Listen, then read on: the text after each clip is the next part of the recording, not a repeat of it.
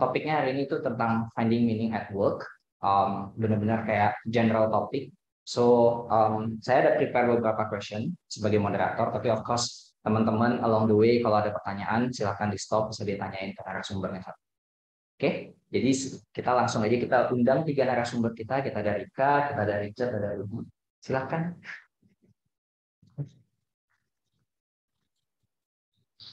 Mau duduk di mana? Silahkan. Bilang kita duduk.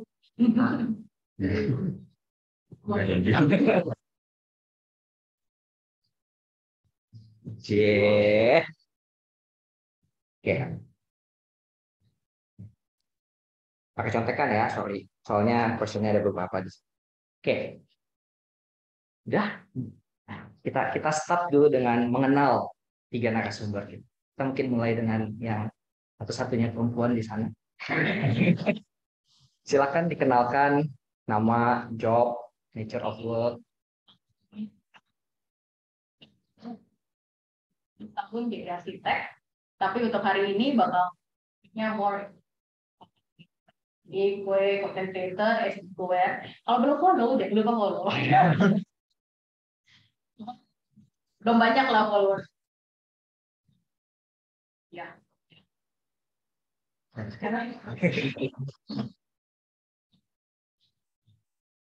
Halo semuanya, nama saya Rudy. Sudah bekerja di Singapura setelah selesai kuliah di sini dari tahun 2011. Background saya mechanical engineering. Sekarang saya bekerja sebagai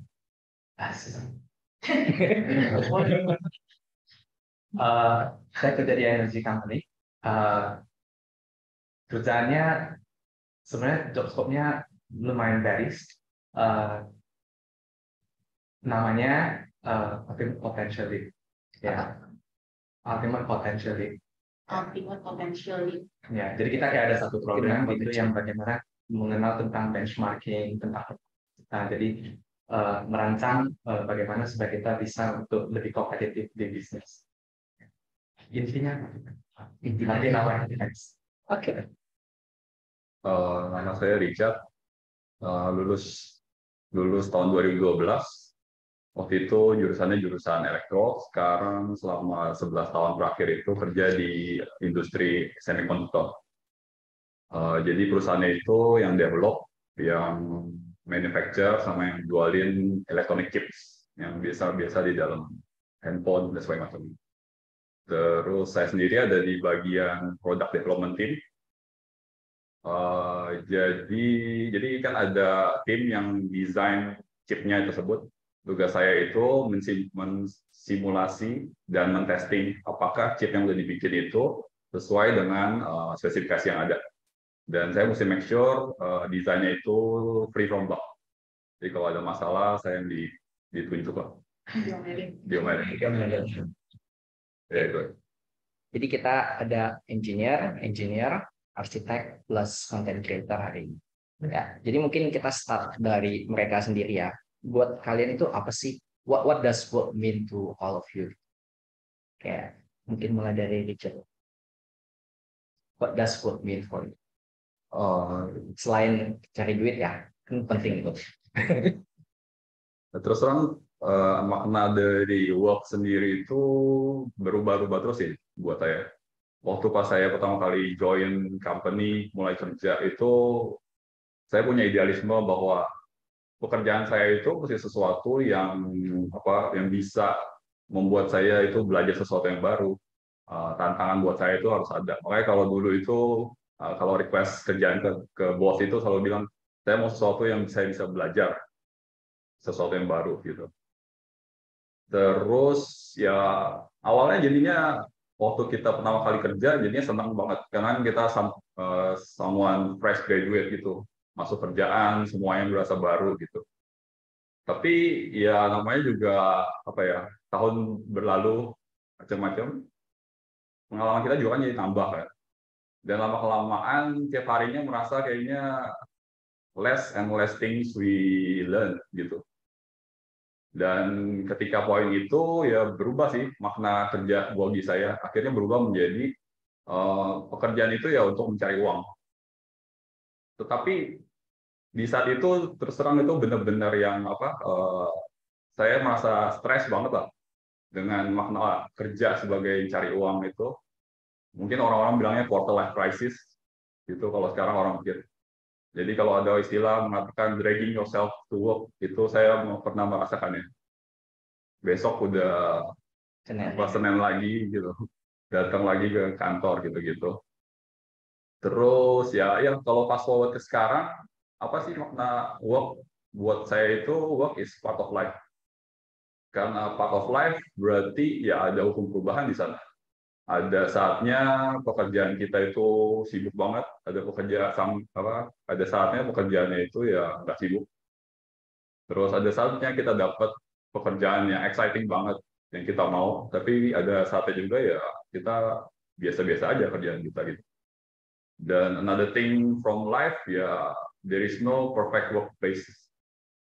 Jadi ya saya ada beberapa kali pindah, ya memang tiap tempat kerjaan itu ada positif negatifnya lah. Tinggal prioritas kita yang mana pada masa itu.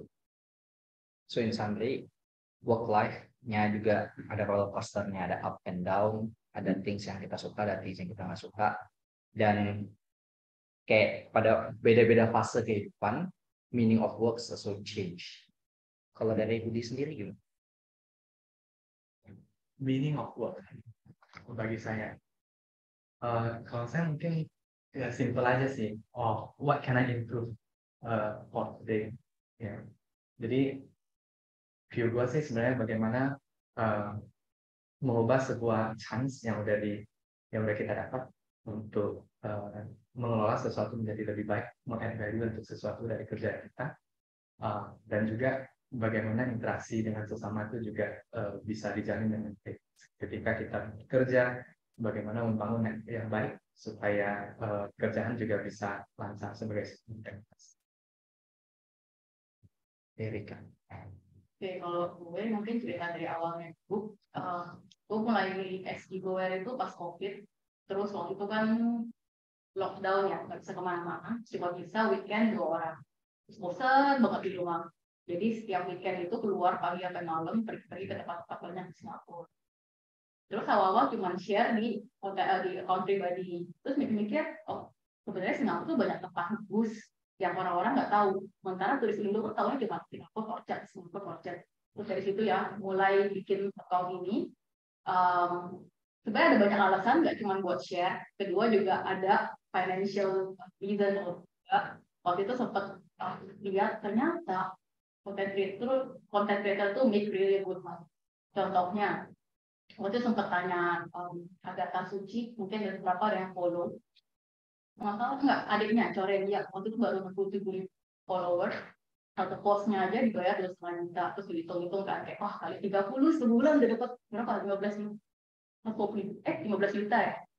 Lebih dong. 2,5 juta kali 30. 75 juta. 75 juta, anggaplah di endorse sehari sekali aja. Oke, semangat gitu. Terus setelah dijalanin, sama kayak Richard, jadi berubah. Begitu followersnya bertambah, ternyata ya banyak juga question, terus banyak juga yang jadi merasa terbantu banget dengan jawaban-jawaban yang aku share gitu.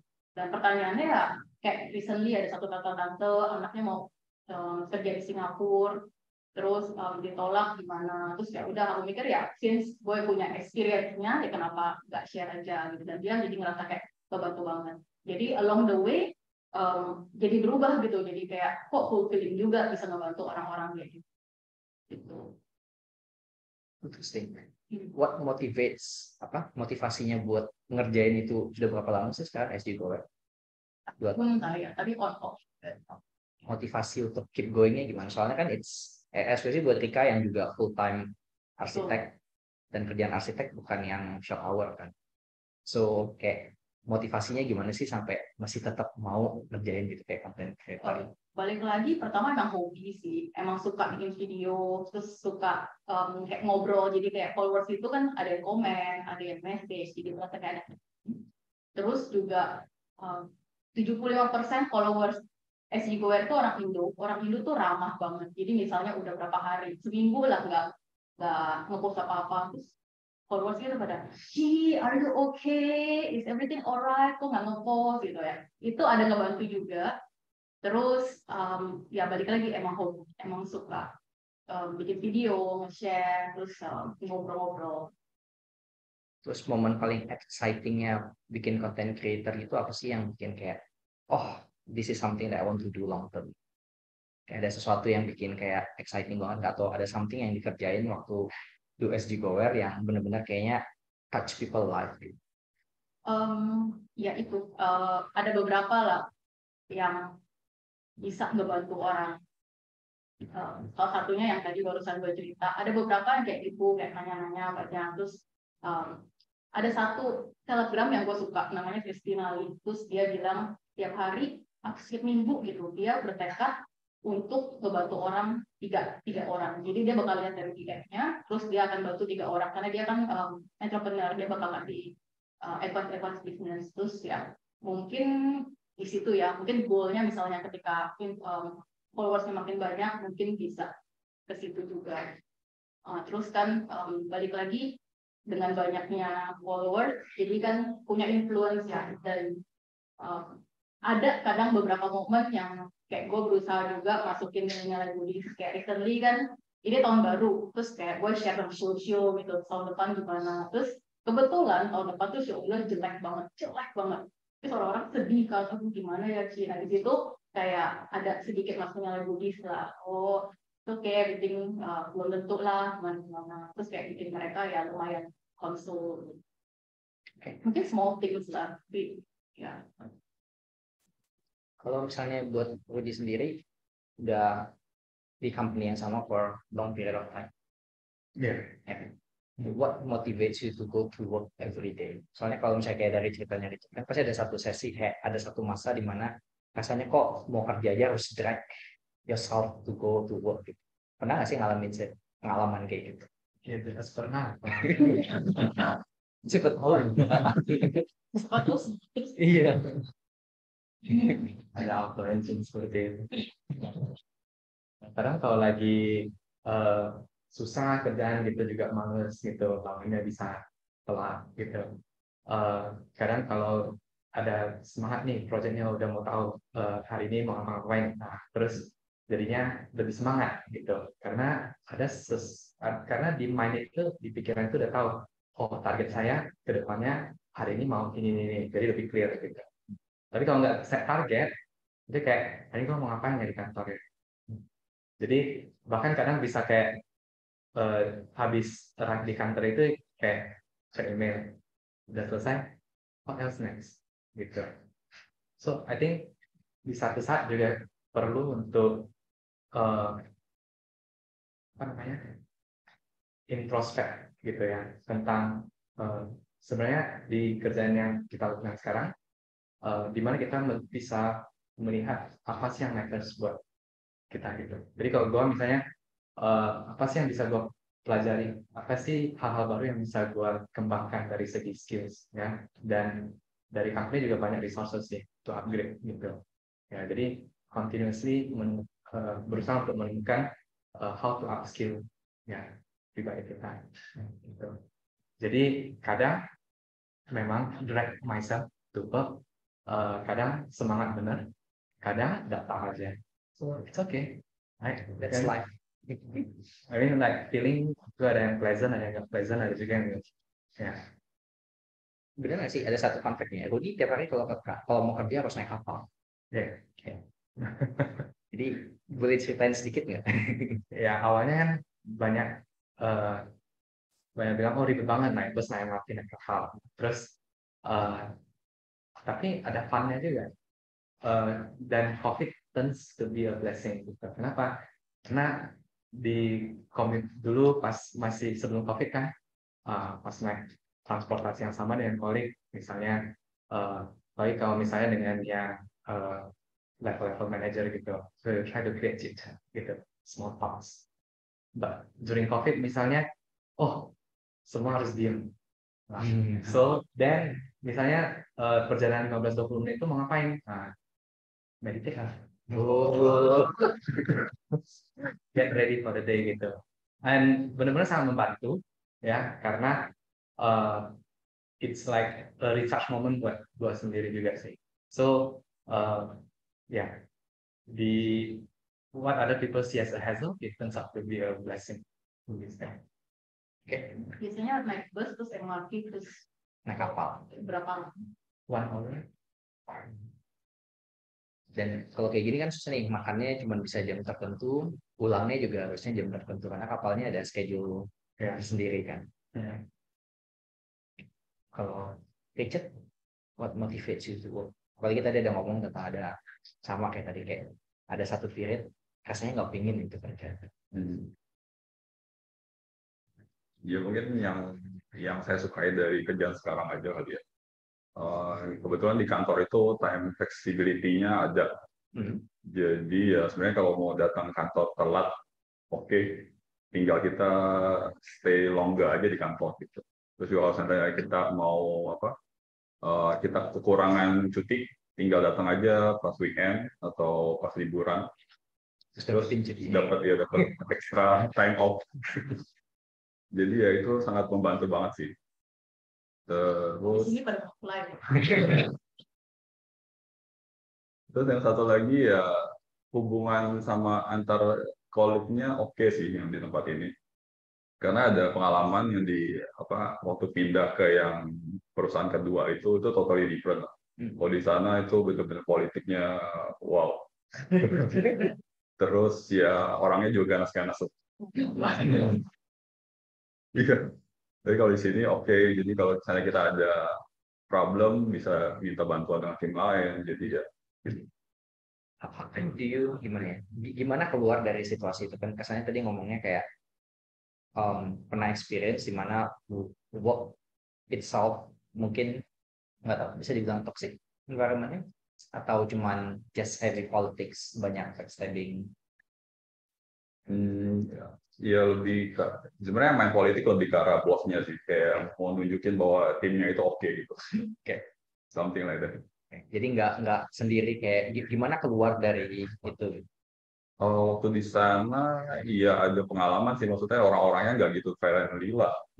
Waktu itu sih yang coba saya lakukan ya at least saya itu nggak boleh jadi kayak begitu gitu. Jadi kalau orang ada apa-apa, orang minta bantuan, ya saya siap lah untuk membantu mereka.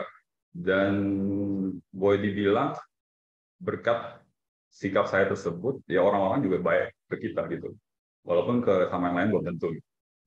Jadi ya mungkin meta ya giving is helping you. Mungkin cara kalian masing-masing juga mungkin gimana sih? How ada pengaruh nggak ya, ada faktor nggak ya misalnya dengan orang-orang sekeliling yang kerja di sekeliling kita itu bisa mempengaruhi meaning of work nggak sih buat kita sendiri? Kalau misalnya dari ya pengaruh, ayo Vina mau sharing.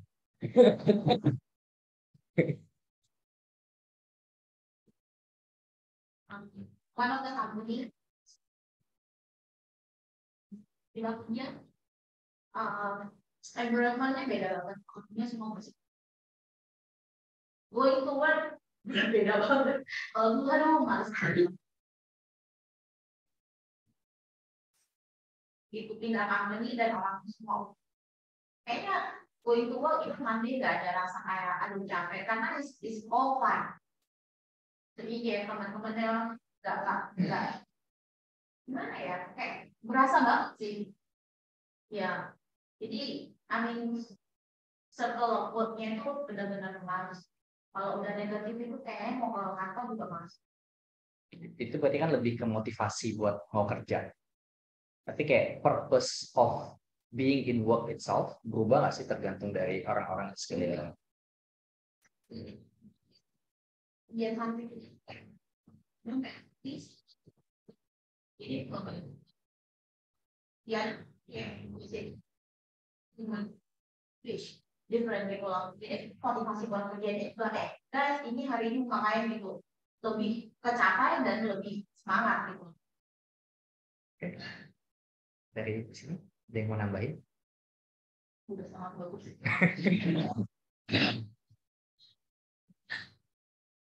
Budi dikit ada yang mau nambahin? Tapi ya maksudnya ya walaupun lingkungannya kurang bagus juga, tetap memang ada something that we can learn from that situation. Walaupun ya lingkungannya damai, ada something yang kita learn. Dari yang kacau juga sebenarnya ada something yang kita learn. So intinya basically always take something out of it, gitu ya. Take some learning from that, gitu yang saya. Tadi Richard udah touch about kayak apa sih meta dan lain-lain. Kan kita ngomongin tentang mungkin sedikit di sini kayak apa sih how can the Dhamma practice atau knowledge of the Dhamma benar-benar ngebantu dalam hal kita navigate through work environment, sama mungkin gimana itu ngebantu kita untuk find more purpose in our work. Boleh share a bit more? Jadi kan ada touch a little bit about meta. Nah, sebenarnya tadi kan saya kan ada cerita tentang apa ya, perubahan meaning of work itulah, dari yang tadinya malas-malasan sampai sekarang sampai bisa menerima bahwa work is part of life. Ya sebenarnya perubahan itu sebenarnya ya karena Dhamma juga sih. Saya mungkin harus bersyukur ke orang tua bahwa dari kecil itu saya memang udah sering dibawa ke wihara lah. Jadi kayak dari umur TK itu sering dibawa tiap hari Minggu pagi, dibawa ke sekolah minggu. Makanya dulu waktu kecil itu nggak nonton Doraemon. Karena Doraemon tuh jam 8 pagi. Iya. Tapi sekolah minggu jam 8 pagi. Ya gitu. Jadi memang dari kecil ada kayak keterikatan emosional dengan wihara, dengan aktivitas wihara. Makanya ketika waktu lagi down-downnya itu, waktu stres-stresnya itu, akhirnya larinya sih ke wihara sih. Di waktu zaman itu pertama kalinya ngikut ke basic Buddhism course, belajar benar-benar apa sih itu meditation. Pertama kali juga join meditation retreat. Dan ya semua pengalaman itu revisiting the Dhamma itself, ya akhirnya realize sih sebenarnya masalah yang saya hadapi sekarang itu ya sebenarnya gara-gara ketidakmampuan saya menerima kenyataan yang ada gitu. Ya, jadi ya moral of the story mungkin kalau yang punya anak bisa bawa anaknya ke sekolah minggu dia terus ya mungkin kalau kita lagi punya masalah, try to revisit our Dhamma practice and Dhamma lesson. Ada yang lebih? Kalau dari aku mungkin berkaitan dengan pertanyaan sebelumnya juga penting untuk dimana kalau misalnya dalam konteks organisasi nggak mungkin bisa survive sendirian, karena karena kerjaan kita bisa mempengaruhi input outputnya itu ada stakeholders yang harus di manage. Jadi praktek damanya kalau gue lihat sih tentang bagaimana kita bisa berteman dengan orang yang bijaksana. Kalau misalnya kita bisa find misalnya ada nggak mentor yang kita bisa bertukar pikiran. Right?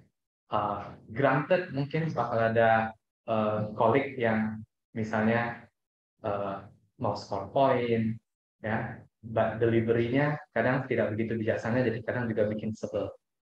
Nah, tapi kita juga harus, kalau buat saya juga harus stay true sama apa yang sudah saya kerjakan gitu loh. Kayak misalnya saya sudah berkontribusi baik nih sama project saya gitu. Pasti ada orang-orang yang bisa lihat gitu. Baik itu peers atau baik itu dengan supervisor atau manager level, pasti ada yang bisa notice kerjaan yang sudah kita lakukan. Nah, selanjutnya bagaimana kita menjalin relasi networking sama orang-orang yang punya pengetahuan lebih banyak, sehingga kita juga bisa di-guide gitu misalnya. Bagaimana cara mengembangkan diri lebih baik, bagaimana cara menghadapi si A, si B, nah gitu. Lu ngerasa nggak sih kayak gitu? Pas misalnya ngadapin si A, so you wouldn't be alone and you wouldn't feel lonely gitu.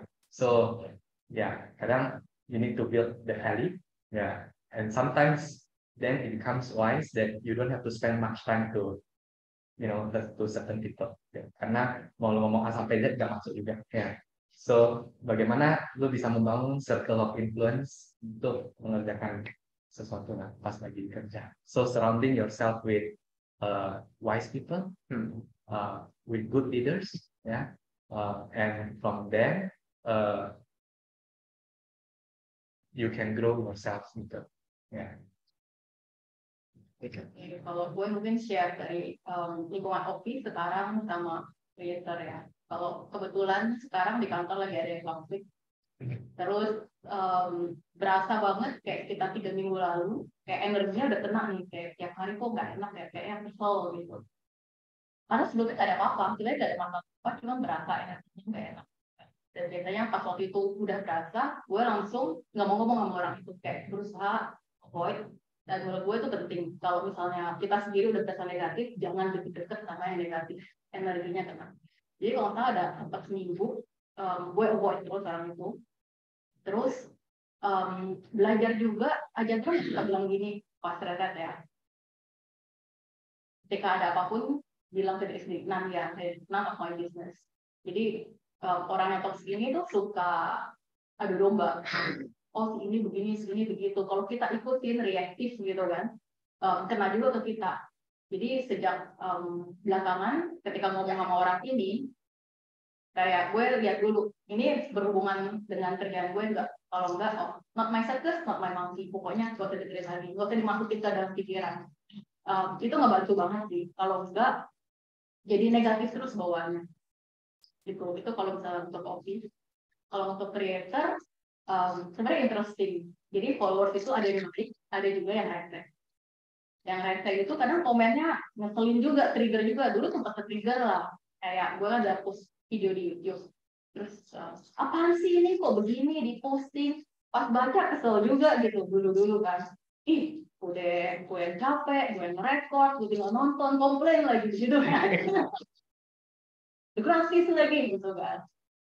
Sempat udahlah mau gue delete aja lah videonya. Cuman belakangan ya udahlah delete aja. Terus kayak Instagram juga ada baru recently memang salah gue, salah waktu itu terlalu terburu-buru ngepost, terus ternyata infonya salah, tapi begitu tahu salah langsung gue benerin gitu, ralat ya jadi gini. Terus ada yang komen, bodoh kakak ini gitu. Cuman masih belajar ya, masih terus belajar supaya tidak ke-trigger. Cuman kalau dibandingin dulu yang kayak kesel berjam-jam dipikirin, sekarang kayak ya udahlah. Mungkin jadi di situ dimana udah mempraktis lumayan sangat membantu. Nah, dari teman-teman ada yang mau ditanyain nggak? Atau ada yang mau share lagi gitu lebih dari apa yang di-share di sini?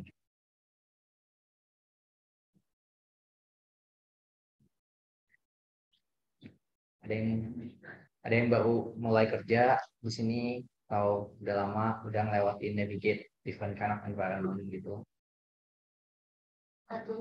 Jenny share. Banyak. Ya. Gue lihat Jenny ini begini. Jenny tuh benar-benar sangat passionate, terus sabar banget kayak ngeladenin umat-umat gitu. Mungkin bisa share meaning of work for you. Iya. Share Jenny share. Iya. Ini baik-baik ini. Loh.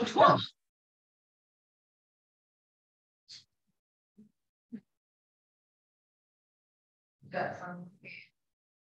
Ya, itu so such a pleasure. Saya bisa kenal kalian itu I feel very inspiring. Jadi like whatever comes kayak yang nggak menyenangkan gitu ya, harus faster. Saya kayak learning curve kita dia di jelasin kayak semua pulang. Ya as we grow older kayaknya adalah kalau salah di YouTube misalnya ada yang komen-komen ada lah whatever.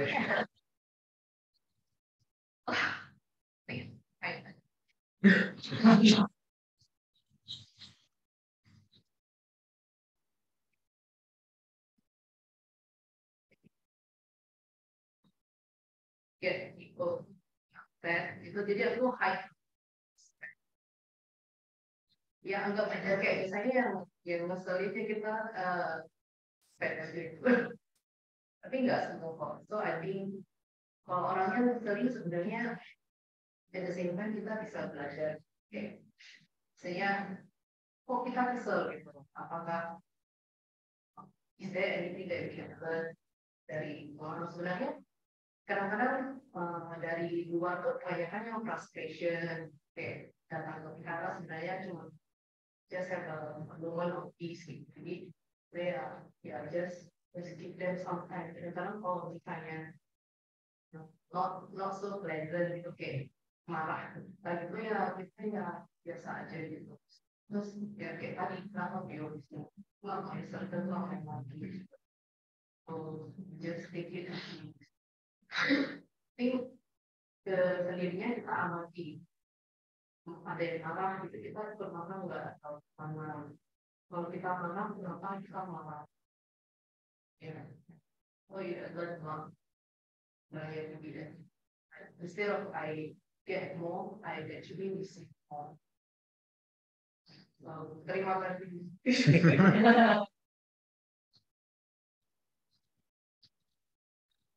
Teman-teman ada yang sharing lagi sekalian gitu? Ya, kalau ketemu kalian yang asik, minta nawar terus.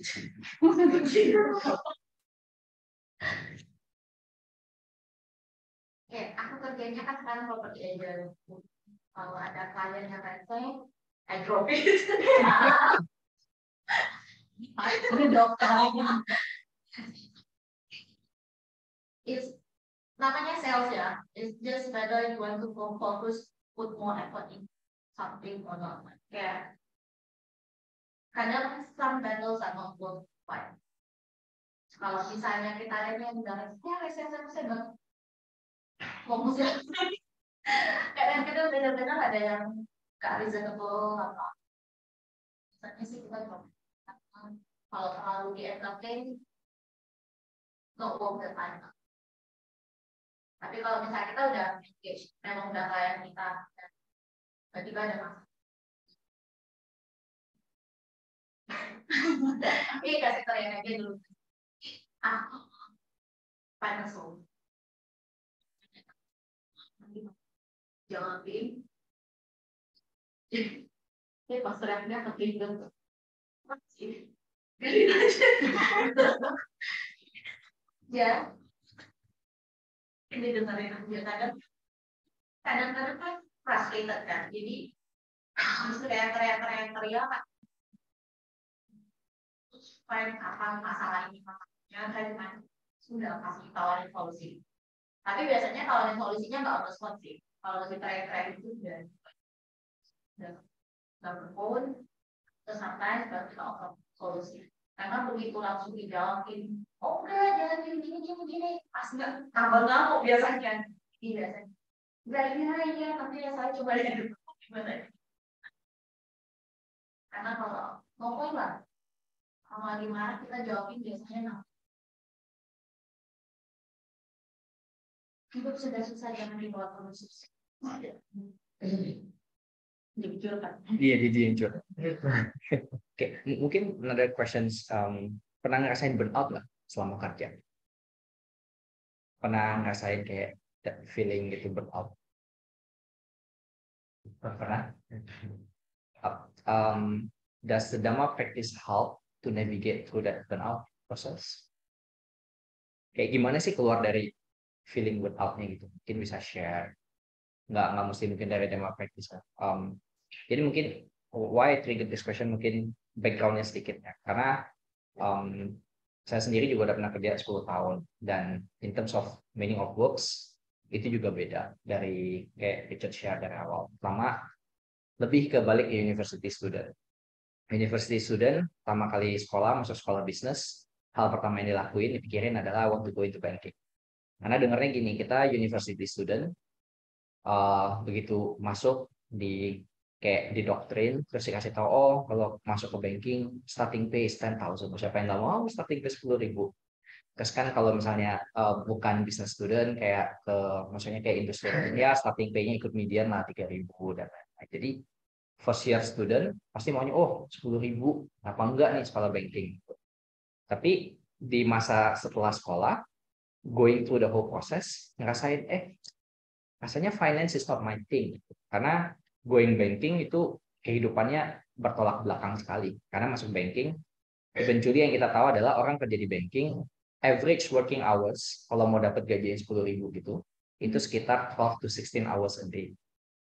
Itu average working hours-nya ya. Jadi kayak benar-benar a lot of time taken to do. Dan kemarin cukup fortunate karena di sekolah, universitasnya has a mix of theory and give a glimpse of what's experience working as a banker dari project-project yang dijalanin. Jadi dari sana ngerasain kayaknya doing this kind of work 16 hours a day, kok kayaknya money-nya cuman kayak ya terima money tapi eventually badannya capek. Karena satu semester ngelewatin modul itu rasanya capek banget. Jadi kayak eventually at the end after graduate udah benar-benar kayak blacklist, I don't want to go banking karena that will be too much almost. Terus pas kerja kemarin juga waktu pertama mulai ya biasalah, I just want to find a work, kumpulin duit, bisa jalan-jalan. That's the first purpose. Terus habis itu of course punya keluarga dan lain-lain. It's more on like jadi rutin karena terima salary it's really more kan okay, get the money put aside buat expense dan lain-lain. Ada waktu berliburan dan lain-lain udah kayak gitu, udah rasanya kayak udah. Kemarin waktu COVID kerasa banget burnout karena kerjanya tuh used to travel. Jadi benar-benar biasanya itu 50% of the time itu bakal ke airport. Jadi kayak benar-benar hari Senin berangkat, hari Rabu balik. Kayak udah biasa gitu, kayak sebulan 2 kali 3 kali pasti terbang. Jadi udah kebiasa. Begitu COVID login kan benar-benar drastik kan, langsung zero. Tapi dengan begitu ya udah masih adapt, try to do work, masih kerja online. Tapi karena begitu kerjanya banyak sama orang di luar dari Singapura, eventually effort buat get things done jadi panjang. Biasanya kita ke sana, kita diskusi, we can get the things done. Now kita mesti tanya mereka available for meeting apa enggak. Terus harus fine tune. Biasanya kayak ke sana 1 hari meeting, we can get 10 things done. Ini dengan 1 meeting baru bisa dapat 1. Jadi untuk do that thing perlu 10 meeting and you can't do it at the same time. Jadi eventually working hour-nya jadi panjang banget.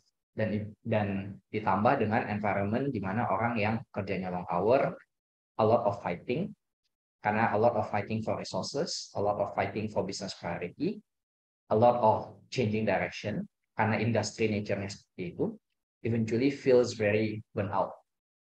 Ditambah dengan COVID, and banyak orang yang kita kenal secara langsung nggak langsung, kehilangan orang di sekitarnya mereka. Jadi itu benar-benar kayak trigger kayak, oh, do I want to, kayak kerja 12 jam, kayak gimana sih navigate itu. Jadi makanya nanya, ada experience nggak yang bisa di-share? Pernah ngerasain burnout seperti itu nggak? Terus kayak, how do you go out from there?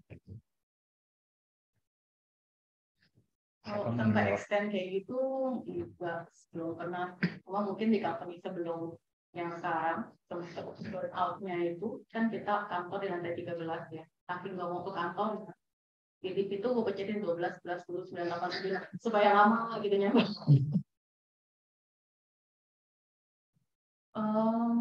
Terus gimana keluarnya? Kadang-kadang kalau gue sih kalau emang lagi capek, karena ada saat-saatnya kita lagi capek banget nggak mau kerja. Terus emang terakhir mungkin karena nggak cocok juga lah culture company-nya, karena gue dari company kecil yang family banget, tiba-tiba company gede yang apa-apa strict, jam makan siang aja ada polisinya, lu jam berapa keluar, masuk jam berapa, yang nggak betah gitu. Jadi Indian kalau gue sih keluar dari company itu, nyari yang emang lebih cocok dengan preference sekarang. Terus kalau misalnya creator, ya balik lagi sekarang kan kerja full time. Terus dulu pas COVID sih waktunya banyak ya untuk bikin konten. Sekarang udah lebih dikit. Ya kalau pas lagi burnout ya itu kosong dari post gitu. Jadi belum pernah ngerasain yang sampai burnout. Kalau aku tergantung ya, situasi benar itu bisa terjadi karena banyak hal juga. Jadi menurut gue sih there is no one solution that fix everything. Ya, jadi bisa aja misalnya burnout karena emang dodoran Senin sampai Minggu kerja terus. Ya, kalau kayak gitu ya mungkin perlu dibicarakan misalnya sama siapa stakeholder kita siapa, kalau dalam konteks corporate stakeholder kita siapa, roles and responsibilities-nya itu jelas atau enggak antara satu member dengan member yang lain misalnya, ya, because you don't want other people kayak sandbagging you, ya, then you do everything yourself gitu. Jadi perlu diperjelas itu sebenarnya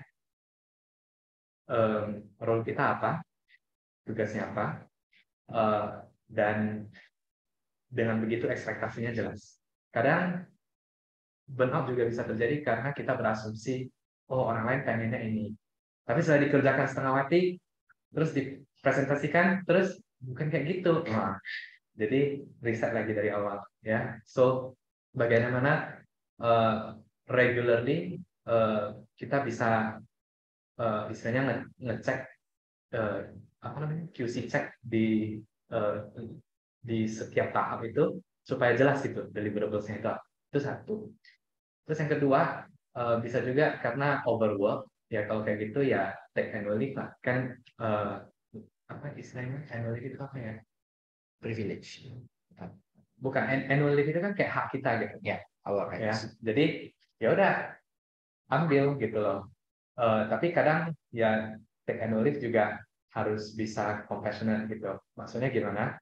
Jadi sebelum kita take annual leave, jangan sampai pas kita take annual leave orang bilang MIA, missing in actions gitu. Jadi maksudnya gimana? Ketika kita nggak ada, apa sistem di sana yang menjaga keberlangsungan bahwa prosesnya masih tetap berjalan. Bisa misalnya harus meng-ensure handover ke colleague kita yang bantu kita jelas gitu.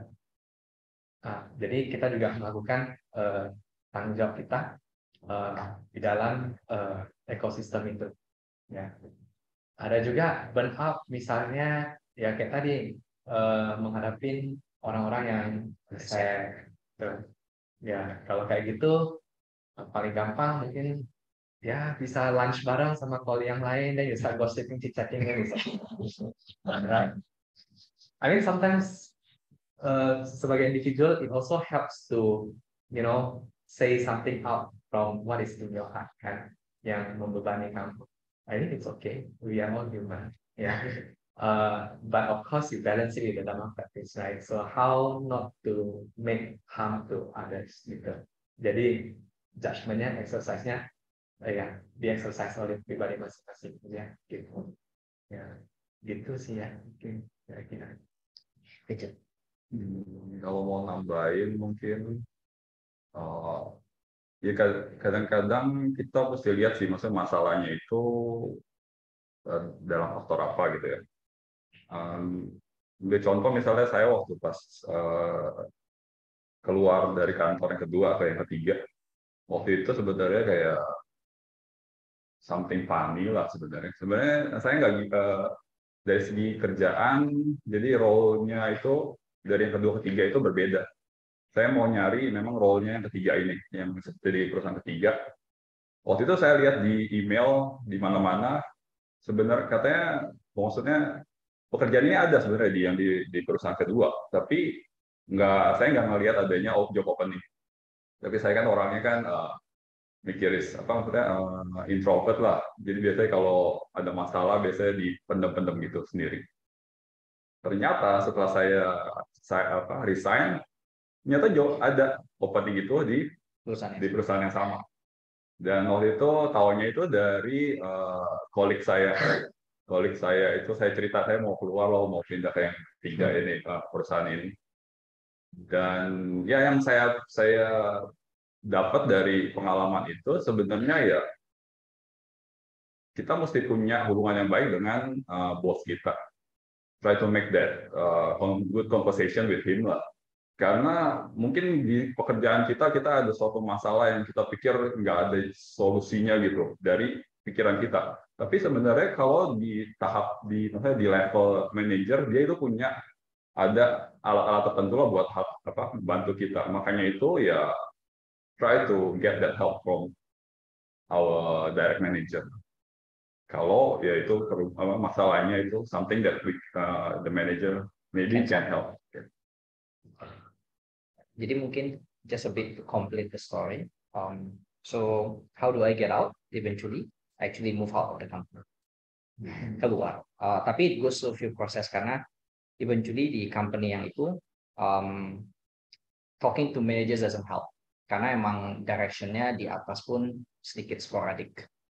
Karena for that company CEO-nya setiap tahun ganti. So the direction actually changed a lot of time and driven banget sama competitors actually. Jadi kayak di dalam company itu setiap kita masuk business meeting, the question is how does this company do? What do they do? How can we do better than them? Jadi drivennya benar-benar bukan kayak fokus ke this company, what value do I want to bring out? Tapi lebih kayak mereka begini nih, how do I beat them? So a lot of that. Jadi kayak eventually mau ngomong ke manager pun kayak to that point yang dimana kayak ya kita adapt dengan setiap pergantian direction tiap tahun, but eventually nggak bisa dikerjain dengan hal kayak gitu. Eventually malah jadi baliknya mikir, oh value-nya apa sih? Company ini maunya bikin apa sih eventually? Jadi akhirnya ya cari keluar job, cari kerjaan lain dengan condition nggak mau ke industri yang sama. Bukan ya maksudnya kayak benar-benar keluar dari industrinya secara total, tapi lebih move to kind of like bigger brand MNC yang lebih stabil. So that's how I actually move out. Yeah. Terus burnout-nya it takes about 3 to I think sekitar 4-5 bulan baru benar-benar kayak tone down habis keluar. Kayak burnout-nya kayak merasa capek, impact ke badannya ya, kayak rasa capeknya apa semua. Itu sekitar 4-5 bulan baru benar-benar stabilize dan keluar. Jadi kayak sudah merasa much better.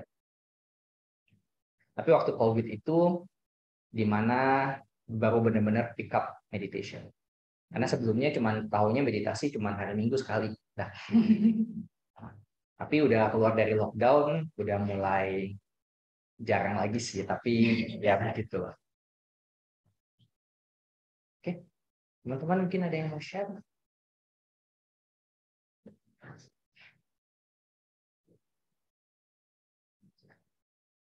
Kalau nggak mungkin satu question lagi dari gua Pak.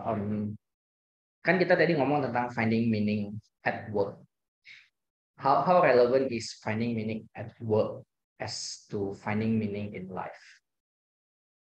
Kayak dari hidupnya kita gitu kayak itu does it shape? I'm sure it shape, tapi kayak what does it mean gitu kayak dengan kita bekerja, do we find a different purpose in life? Kalau misalnya kayak dari saya sendiri share-nya adalah kayak my purpose in life change because of the change in circumstances. Misalnya kayak punya family, punya anak. So objektif hidupnya berubah. Misalnya kayak sekarang yang penting yang mesti make sure adalah I have a stable stream of income, anak bisa sekolah, anak punya privilege bisa do kind of like activities yang mereka suka, dan mereka basically bisa makan lah, nggak usah mikirin makan susah. Itu doang gitu objektif, kayak the purpose of life ya cuma itu, nggak kelihatan lagi kayak beyond that ya udah. Tapi kalau misalnya dari masing-masing kan pasti kan itunya beda gitu. Lagi different phase, jadi mungkin mau share.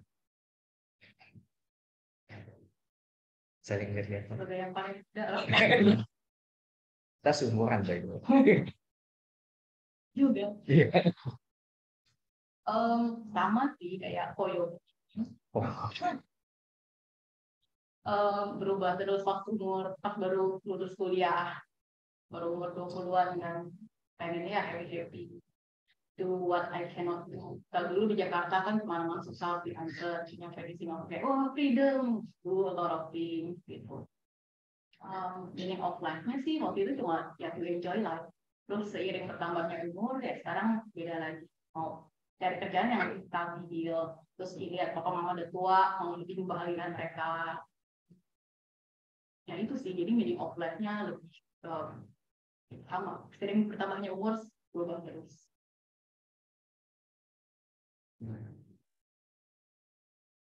Masih bikin.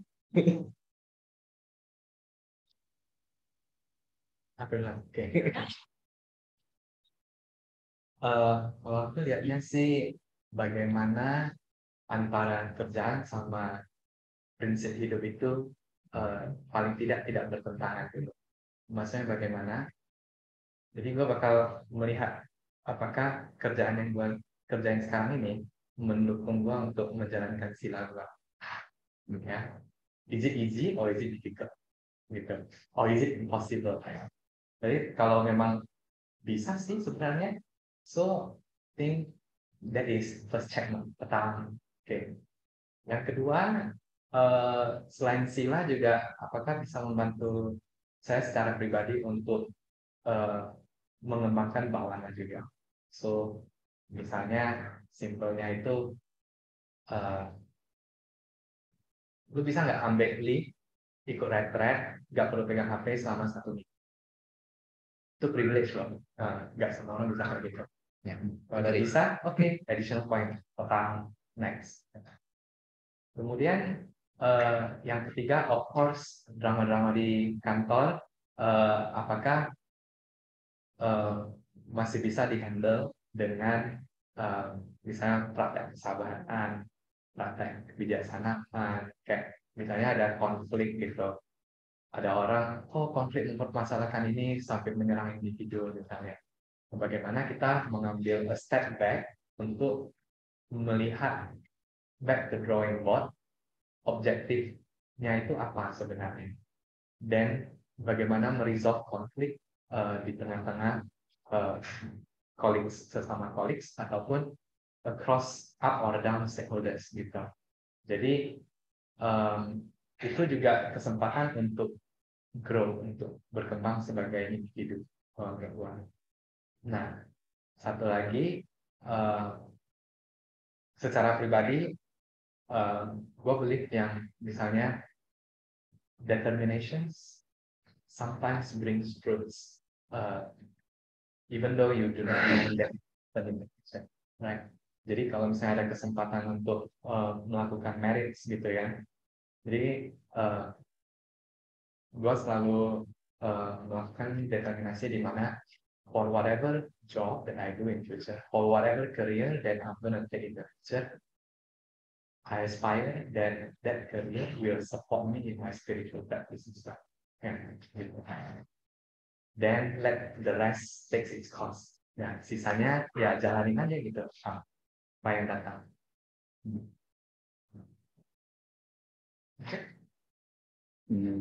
Ya, setuju sama yang Roji bilang sih tadi. Jadi kan, boleh bilang saya udah tiga kali, jadi pindah 2 kali ya. Jadi ada tiga tempat kerja. Tapi yang tempat sekarang itu sebenarnya sama dengan tempat yang pertama. Jadi kayak rejoin lah. Saya sekarang itu rejoin ke company pertama saya. Dulu pikirnya itu kenapa pindah dari yang satu ke dua? Karena ya perusahaan yang sekarang ini, perusahaan pertama saya itu, dia itu European company, kayak yang tadi bilang bahwa time flexibility itu oke banget. Tapi kalau dari segi money, compensation itu kurang lah. Jadi waktu itu ada kepikiran ya kerja keras, tapi kok duitnya nggak gede-gede lah gitu. Jadi saya pindah ke American company yang boleh dibilang tadi saya bilang lingkungannya rada lebih ganas tadi saya bilang itu. Dan ya setiap hari itu ya ada aja drama lah di situ. Dan saya juga realize bahwa lama-kelamaan gaji sih gede memang. Datangnya tambah gede. Tapi ya at some point of time kenaikan gaji itu maksudnya naik gajinya sekian, tapi pleasure yang didapat itu lama-lama makin kecil sih. Yang saya realize lah. Jadi ya di situ ya ada pertanyaan juga lah. Jadi maksudnya apakah uang yang benar-benar saya cari gitu. Sedangkan ya di sisi lain kan juga saya mau praktis dhamma dan semuanya macamnya. Salah satu faktor ya kenapa saya mau balik ke perusahaan yang lama itu ya itu juga sih bahwa ini lingkungannya lebih damai. Saya masih punya waktu lah buat melawan sesuatu di luar pekerjaan gitu. So ya. Sorry, klarifikasi. Jadi tadi duitnya segini, pressure-nya makin kecil atau makin gede? Mengapa tambahannya? Ya maksudnya awal-awal memang kalau gaji saya dari 1.000 ke 2.000, wah kayaknya happiness-nya. Happiness-nya itu tinggi Tinggi banget lah. Tapi ketika berubah dari 5.000 ke 6.000 ya paling Oh ya udah gitu ya ya. udah lah ya. Maksudnya kan kadang ada orang yang bilang kayak kalau kalau pengalaman pribadi saya lebih ke ini misalnya ngebandingin, kayak kalau pindah job ya, mikirnya itu adalah dengan gaji sekian, pressure di kerjanya naiknya sebanyak, worth it apa enggak? Kan perhitungannya kan seperti itu, maksudnya pindah dari company A ke company B, misalnya naik gaji 1.000. 1.000 ini dibandingin nggak dengan environment-nya seperti apa, responsibility-nya naiknya seperti apa, perlu urusan sama orang yang rese berapa banyak misalnya. Jadi kan dibandinginnya di sana gitu. Makanya tadi klarifikasi sedikit ke dia, maksudnya kayak enjoyment-nya, pressure yang dia sebut tuh enjoyment apa pressure ini. Karena biasanya kan perbandingannya adalah kalau misalnya gajinya 500 naik, misalnya nih ya contoh dari project manager naik jadi kayak director of apa gitu di itu. Terus naik gajinya cuma 1.000, responsibility-nya naik 3 kali lipat. Mau pindah kan nggak, pas biasanya pasti nggak mau. Kan beda gitu. Kayaknya kalau dari saya sendiri sih pertanyaannya udah habis. Dari teman-teman mungkin ada lagi yang mau nambahin atau ada yang mau share pengalamannya pribadi. Since ini emang sesi hari ini emang cukup dibikin untuk lebih santai sharing. Ada yang mau share? Kok nunjuk? Ada yang kerja jadi accountant nggak sih? Accountant ya nggak sih? Oke. So ini generalisasi ya, tapi nggak tahu benar apa. Jadi dulu waktu di business school kita selalu dibilangin punya teman accountant yang masuk ke kantor, dipanggil ke kantor jam 4 sore hari Rabu, pulangnya jam 5 sore hari Jumat. Iya, pernah ngalamin gitu nggak? Kenapa nggak ke Big Four?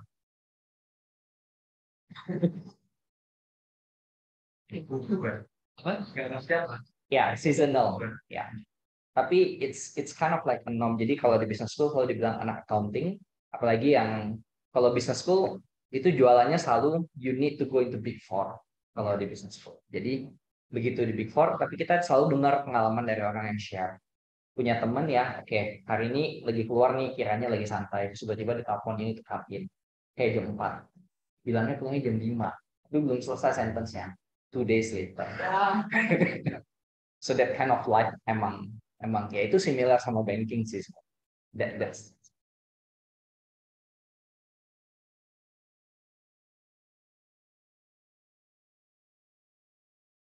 sebenarnya kayak kembali lagi semuanya emang sebenarnya tergantung dari apa sih apa sih makna makna work buat kita, apa sih makna kehidupan buat kita, dan sebanyak apa sih kita mau take that kind of pleasure. Dan sebenarnya apa yang kita pelajari dari yang di sini sama tadi yang udah share semua sama apa nilai-nilai damai yang kita pelajarin itu juga udah ngebantu untuk kita decide what kind of things you want to do in life. Jadi emang nggak punya satu single story, tapi emang hari ini benar-benar pingin punya teman-teman yang punya background bisa share. Jadi mungkin buat teman-teman yang mungkin yang baru mulai kerja atau mungkin sudah punya pengalaman kerja, siapa tahu sharing hari ini bermanfaat buat help to navigate around. Jadi nunjuk siapa tuh, siapa di sana ada yang mau share? Patricia. Work as a designer. Designer. Suka OT.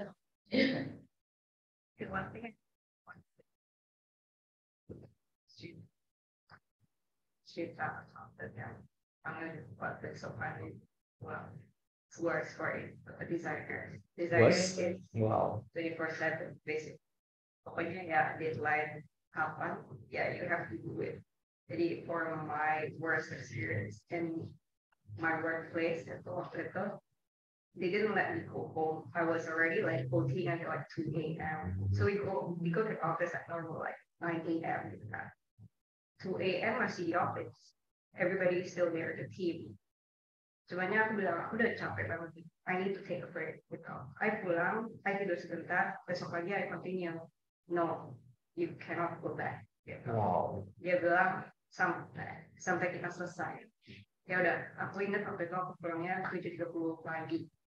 Itu pun cuma tidur kayak sejam. Tiba-tiba di call, katanya, what are the changes? So like it's something I was up against. And it's like the most stupid thing that I experienced in my life. Then you know that this company does not value you as a person. So like in the end, of course, you get out of it. But yeah, you also need to see, although just now whatever the speakers were saying, like, oh, it's about how much you can apa kayak tahan gitu kan. Sometimes it's not about yourself. If you know and you tell people like you hear that this is not right, yeah, it's time for you to leave as well. Jadi kayak your mental well-being juga very important in the end. Karena kalau misalnya kamu nggak bisa function, ngapain kamu di hire juga gitu. Yep. Ya, mending cari company yang kamu bisa kayak function well, and you can contribute well to the company as well. So that's my thing.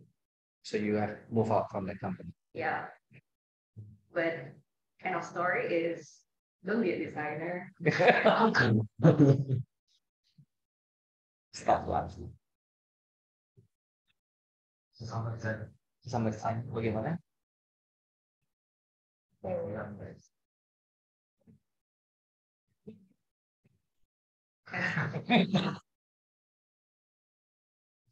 Share ini. oke. Passion.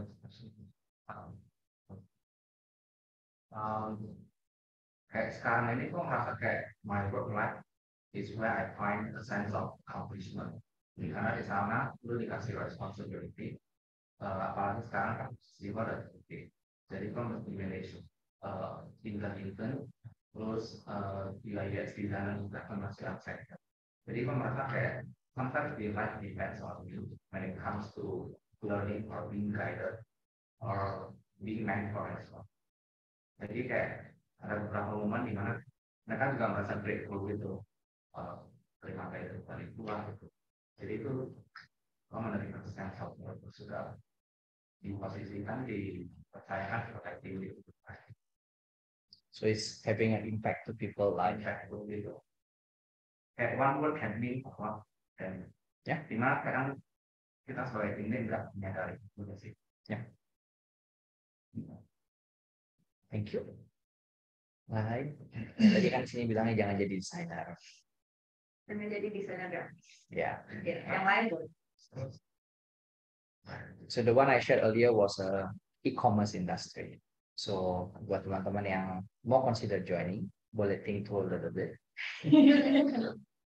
E-commerce is booming, but it's a tough life to be in, especially di masa-masa di mana mereka masih try to figure out what value they are bringing to. It's especially more the region sebenarnya, bukan kan? I better not say. Tapi basically the industry, buat personal opinion, the industry in Asia Pacific is still at a very early stage, di mana mereka masih try to figure out what value they're bringing to the people. It's unlike Amazon in US, where they started with e-commerce as a convenience. So you kind of like use e-commerce jadi tempat di mana I can buy things conveniently for you. E-commerce in Asia is built upon discounts. So there's a lot of things related to discounts, and eventually begitu kita take away the discounts, what's the value of the platform? Kayak benar-benar kayak that's the thing that we are looking at. Kalau misalnya sekarang nih Shopee, Lazada, Tokopedia, kalau misalnya udah nggak ada cashback, udah nggak ada diskon, kita belanjanya kemana? Ke mall kan? Karena people in Asia will still look for the touch and feel. Dan of course depending on how long you're in industry, tapi kayak kalau misalnya kita dalam industri itu kita tahu oke, this platform mereka jual barang harganya murah, tapi barangnya itu tipikal yang bakal last kayak 1 bulan 2 bulan. But there are another platform yang dia fokusnya on brand, dan mereka bakal sell the product for benar-benar kayak kerja sama brand, kind of like elevate their shops, but it's a quality product, but you need to pay more. So it's kind of like, jadi mereka masih figure out yang mana which one is which. Jadi kayak setiap platform masih punya dua-duanya. Ada yang namanya kayak mereka punya section yang namanya kayak Shopee Mall, Lazada Mall. Terus mereka ada sesi yang namanya marketplace that any sellers can become sellers. Jadi and beyond that, the backbone of it, it's basically like how you move the goods around. And kalau kita ngomong tentang produk yang murah, semuanya dari mana? China. Yes. So it's kind of like that's how the industry is at this point of time. It's a good industry to learn, but tapi ya sama kayak yang mereka bilang, kayak kalau kerjanya dalam industri itu pada masa sekarang itu benar-benar they are still trying to figure out what values they want to bring to the customers. They are there. It helps. It helps a lot of people during the pandemic to survive. Karena banyak orang jadi online sellers. People have a different meaning of kind of like different mean to earn money. Dan itu juga ngebantu karena dengan banyaknya e-commerce sellers, logistik industry also grow. Karena kita perlu e-commerce, kita perlu logistik buat mereka move goods. Tapi ya pada saat yang bersamaan sekarang begitu lockdown berhenti, value of e-commerce transaction go down even lower than before COVID. Makanya kalian lihat sekarang banyak banget tech layoff. That's the reason. Karena value of the transaction into the platform actually goes down below the pre-COVID level. Jadi orang benar-benar kayak kesannya grow-nya accelerated for 2 years, tiba-tiba drop dan jauh banget. Drastis banget. Makanya tech company, logistic company, they started laying off people karena transaction-nya nggak ada. Ya, kalau mau work-life balance, join MNC. Ya, it depends on which MNC of course. Tapi ya, gue cukup privilege the current company I work in. It's the company that least values people. Udah lama kayaknya udah setelah kerja hampir 9 tahun baru benar-benar ngerasain gimana kalau benar-benar cuti no one will disturb you. Kayak itu benar-benar privilege banget, kayak nggak ada orang yang bakal telepon nyari kayak perlu ini perlu itu gitu. Lagi yang banyak ya. Maaf juga. Kamu post? Kamu ada post? Hah? Yes, the first tech company that doesn't lay off people. So it's still hiring. Jadi, ya. Ya, seperti itu sih. Mungkin that concludes. Ada yang mau nambah lagi? Ya. Menurut aku ya yang kayak kalian bilang tadi lah, is just choosing the right methods. Kalau misalnya merasa company ini udah terlalu burn out, your mental well-being is much more. I mean, take care of your mental well-being. There's a lot of other things. Kalau nggak benar-benar nggak bisa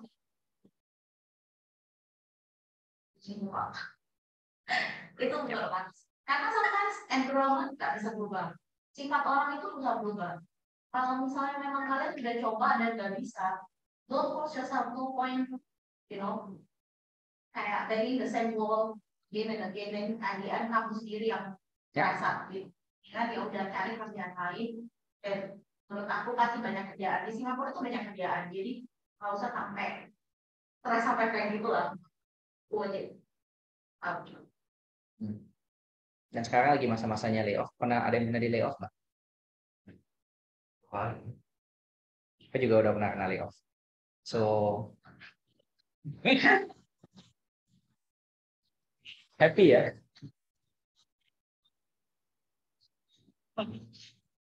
Nggak stres gitu? Nggak.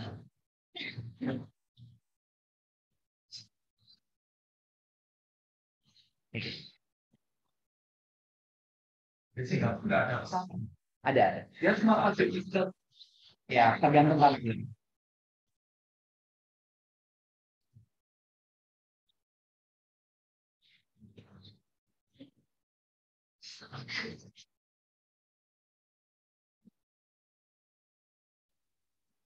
Depends.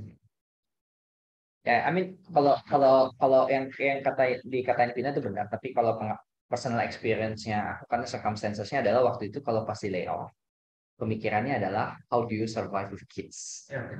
It's a different environment. Beda situasinya. So mesti mikirin itu, tapi ya maksudnya mesti mikir juga karena kita juga perlu punya confidence ke diri sendiri, kita punya skill set yang kita miliki, so it should be okay to find a job. Waktu pertama kali dengar rumor mau layoff, itu stres banget. Dan mikirnya kayak, oh gila nih kalau di layoff nih gimana nih, punya waktu buat find a jobnya nggak, dan lain. Tapi eventually cukup lucky karena waktu di layoff dikasih notice 4 bulan. So it was okay. So sempat untuk dapat jobnya ya, dapat pesangon, dapat bonus lagi dibayar. So it was okay. I think that's it. Kalau udah nggak ada yang share, thank you narasumber kita hari ini.